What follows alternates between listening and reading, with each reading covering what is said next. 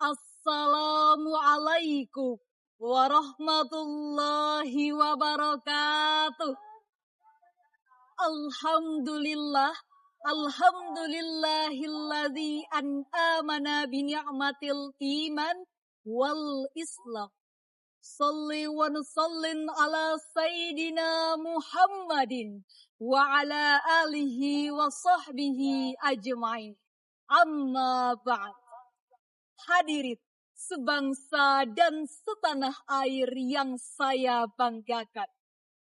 Berdasarkan survei nasional literasi dan inklusi keuangan yang diselenggarakan oleh OJK bersama BPS pada tahun 2024 menunjukkan bahwa indeks literasi keuangan syariah Indonesia sebesar 39,11%.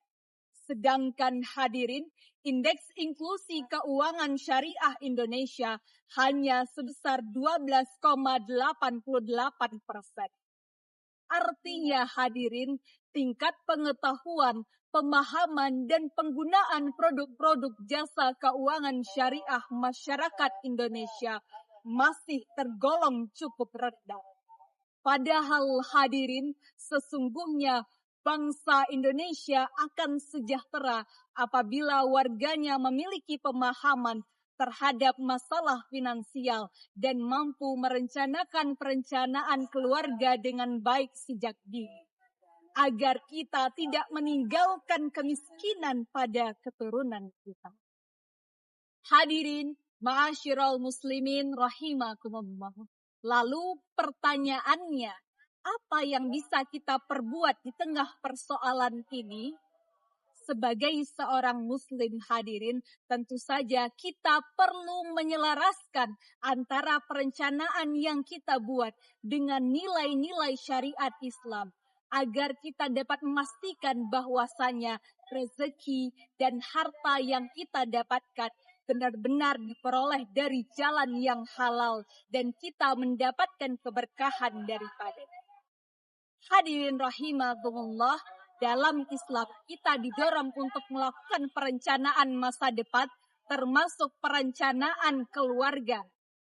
Sebagaimana firman Allah dalam surat Al-Furqan ayat 67 yang berbunyi, A'udzu billahi minasy syaithanir rajim. Bismillahirrahmanirrahim. وَالَّذِينَ إِذَا أَنفَقُوا لَمْ يُسْرِفُوا وَلَمْ يَقْتُرُوا وَكَانَ بَيْنَ ذَلِكَ قَوَامًا. Dan orang-orang yang apabila membelanjakan harta mereka, mereka tidak berlebihan dan tidak pula kikir. Dan pembelanjaan itu di tengah-tengah antara yang demikian.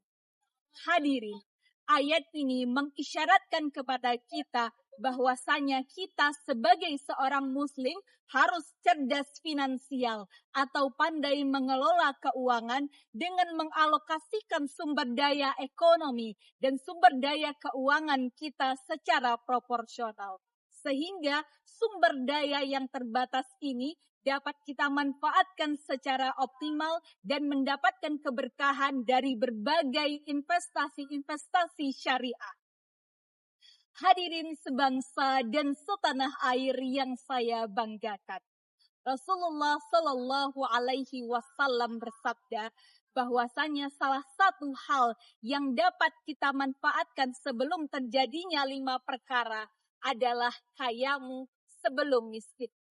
Hadis ini hadirin secara eksplisit menyatakan bahwasanya kita sebagai umat muslim harus mempersiapkan diri di masa depan untuk menghadapi risiko-risiko yang mungkin terjadi. Seperti musibah yang menyebabkan kita kehilangan harta yang diamanahkan oleh Allah Subhanahu wa Ta'ala. Sebagaimana Allah Subhanahu wa Ta'ala berfirman dalam surat Al-Baqarah ayat 155. Bismillahirrahmanirrahim.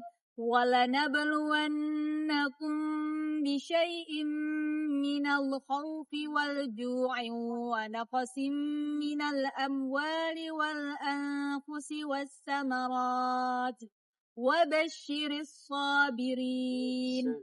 Dan sungguh akan kami berikan cobaan kepadamu dengan sedikit ketakutan, kelaparan, kekurangan harta, jiwa, dan buah-buahan. Dan berikanlah kabar gembira kepada orang-orang yang sabar. Hadirin, ma'asyiral muslimin rahimakumullah. Apabila kita merefleksikan nilai-nilai Islam mengenai pengelolaan harta dan keuangan, maka ada 3 pos besar yang harus kita penuhi. Pertama, harta kita gunakan untuk memenuhi kebutuhan sehari-hari. Yang kedua, harta kita gunakan untuk investasi dan modal kerja. Dan yang ketiga, untuk pemberdayaan kelompok-kelompok yang kurang mampu. Dan juga tabungan amal akhirat seperti zakat, infak, sedekah, dan wakaf. Demikianlah nilai-nilai Islam mengajarkan kepada kita hadirin agar kita mampu mengelola keuangan dengan baik secara bijaksana. Hadirin ma'asyiral muslimin rahimakumullah. Oleh karena itu dengan adanya 3 pos tadi, maka kita tidak hanya sekedar mampu memenuhi kebutuhan sehari-hari, tetapi juga untuk meningkatkan kesejahteraan secara berkelanjutan dan juga memberikan dampak sosial kepada masyarakat.